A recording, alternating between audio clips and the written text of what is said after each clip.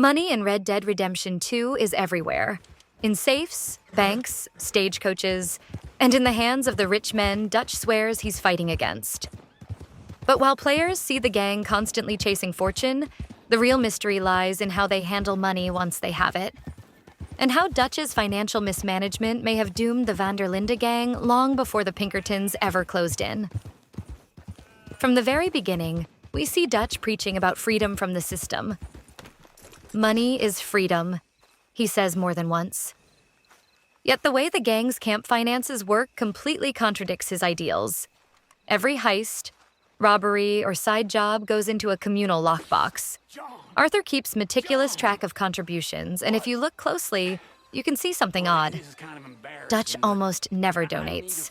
In fact, the ledger shows that most of the gang's wealth comes from Arthur, Hosea, and even lower-ranked members like Charles and Lenny. Dutch takes credit for the money, but rarely adds to the pot himself. It's even stranger when you start examining where the money actually goes. The gang spends large amounts on camp upgrades, ammunition, food, and medicine. But Dutch himself seems to be funding something else entirely. His fine suits, the constant relocation of camps, and expensive luxuries hint at personal indulgence. Notice how, by Chapter 4 in Saint Denis, Dutch's lifestyle starts mirroring the very men he despises. He drinks fine wine, dresses in tailored clothes, and mingles with upper-class figures like Angelo Bronte. That shift isn't just symbolic. It's the first sign that Dutch's relationship with money has become an obsession, rather than a tool for freedom. By the time of the Saint Denis bank heist, Dutch's decisions around money become reckless. He's no longer thinking like a leader, but like a gambler chasing his losses. Every score is the one that will set us free, but none of it adds up. The gang robs Cornwall, a train tycoon, and yet still has to flee to Gorma with nothing. They return broke and desperate. If you look at the game's dialogue, Arthur and Hosea repeatedly question where the money goes, but Dutch dodges the question every time. Some fans have speculated that Dutch was secretly hoarding gold or making deals with corrupt officials, but there's no solid proof of that. What we do know is that he was losing control of his priorities. Even the donations at camp tell the story of the gang's decline.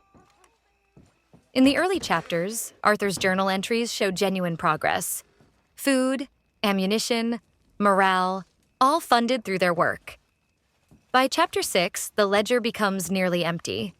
The sense of community that the lockbox represented fades away. When Dutch begins excluding Arthur and siding with Micah, it's as if the money, once shared among family, has become a weapon for manipulation. Dutch uses promises of wealth to control loyalty. There's another layer to this, too. The economy of Red Dead Redemption, to itself mirrors the collapse of the American frontier. Industrialists like Cornwall control oil, railroads, and labor.